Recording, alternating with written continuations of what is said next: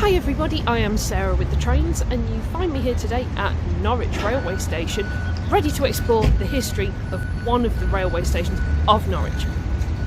Not this one though. We're going to have to take a walk for about a mile to get to where I want to explore.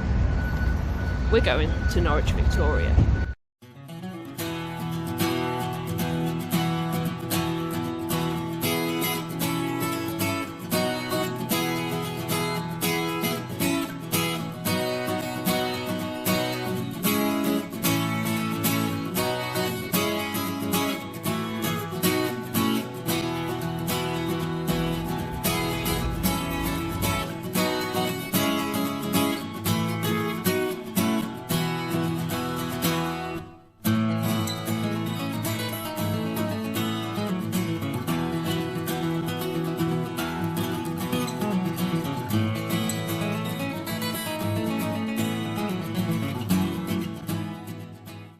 This may seem unlikely, but what you're looking at is actually the site of the entrance to Norwich Victoria Station, one of the lost stations of Norwich.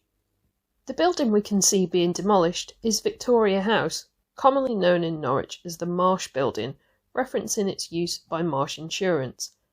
Built in the 1970s, Marsh moved out of the building in 2022, and the site has been bought by Zeev Capital, a residential investment firm. The building is being demolished so the site can be redeveloped. Before Victoria House and before Victoria Station, this area was an entertainment centre known as Randler Gardens or the Victoria Pleasure Gardens.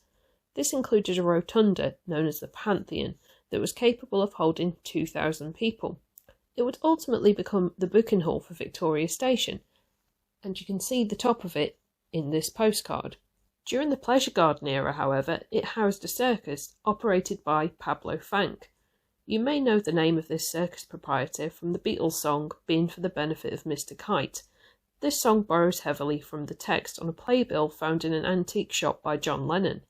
Mr. Kite performed in Pablo Fanque's circus in the 1840s. Fanque himself was actually a Norwich-born man, born William Darby, an equestrian performer and the first black circus proprietor in Britain. There is a little debate on when Darby/Fanque was born. Although there is a record at St Andrew's Workhouse for the birth of a William Darby to John Darby and Mary Stamp in 1810, there have been suggestions that he was born in 1796. This is because of two things. John and Mary had a son called William who was born in 1796, and Fanque's headstone mentioning his age as 75 on his death in 1871.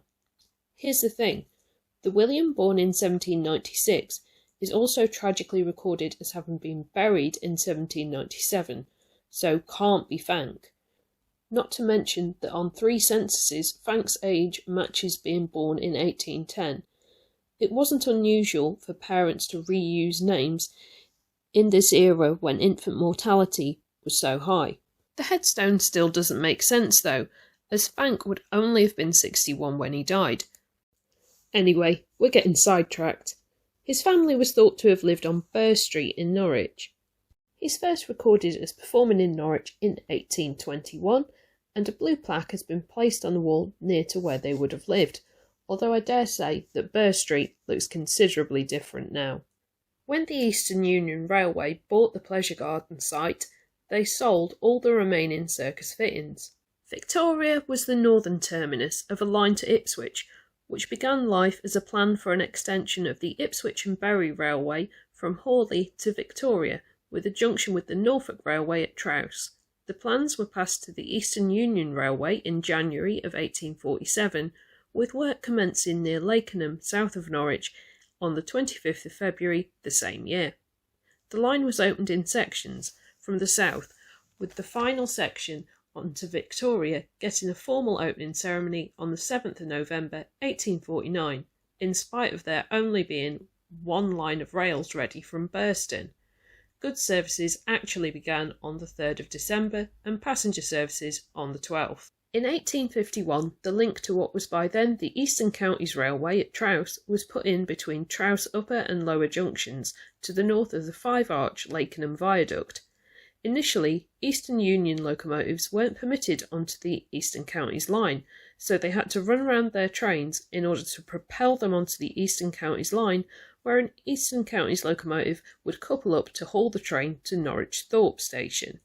The issue was solved when the Eastern Counties Railway leased the Eastern Union Railway in 1854. Norwich City councillors were concerned that the Eastern Counties Railway would try to close Victoria Station, so insisted on a clause being put into the Act authorising the lease to prevent the station being closed. This didn't stop attempts, though. In the following 12 years, 4 attempts to close Victoria were prevented by public opinion. Service at Victoria was fairly limited, and by 1874 there was still only 4 trains each way per day. Trains to Ipswich stopped at most stations and took 127 minutes. By 1883, services had become more frequent, and the times on the services from Victoria to Ipswich had reduced to 107 minutes. One issue that Victoria Station suffered from was its location. Although it was ideally situated for the city centre, passengers who wanted to travel on to other destinations needed to travel to Norwich Thorpe, which is about a mile away. It simply made more sense for services to start and stop at Thorpe. The number of passenger trains dwindled to a small amount of slow services. After negotiations from the Great Eastern Railway, which had absorbed the Eastern Counties and the Eastern Union in 1862, passenger services ceased on the 22nd of May 1916. Goods traffic fared considerably better, however, and Victoria handled most goods apart from livestock, which was handled at Norwich City and Trowse stations. Goods facilities had been improved after the closure of the passenger terminal, freeing up space. After being bomb damaged during the Second World War, the remains of the passenger buildings, along with the goods shed, were removed in 1948. It existed as an open goods yard with prefab sheds being used as the goods depot offices. It still continued to carry a large amount of goods.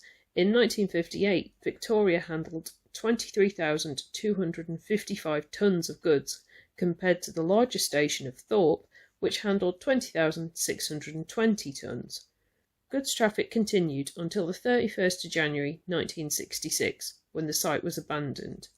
The coal yard, which was on the site of what is now Sainsbury's, was modernised to become a British Rail coal concentration depot for Norwich and the surrounding area. Traffic between the coal depot and Thorpe Station was generally worked by Class 3 or 8 shunters. As coal grew less popular as a fuel, traffic to the depot declined, and it closed in September 1986, with the rails to Upper Trowse Junction being removed thereafter. Not much now remains to suggest a station or a coal yard was ever here.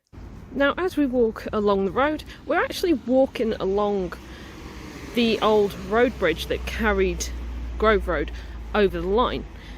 Now, we've got one of the bridge parapets still in place, and if you look over it, you can see down into the car park of what was the old Marsh building, which before that was the yard at Norwich Victoria Station. But looking down this way, there is no trace of a bridge. That's because after the tracks were lifted, the land was raised to the height of the bridge to create this road. As we walk down what we now know as Brazen Gate, we're actually walking past what was the British Rail coal concentration depot up until 1986.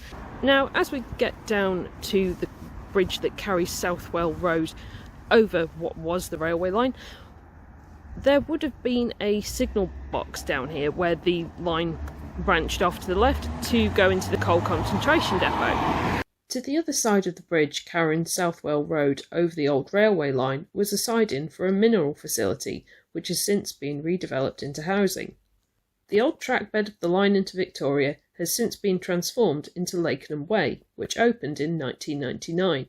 As you can see, the old bridges carrying the road over the railway line still exist, as does the brick lining to the old railway cutting.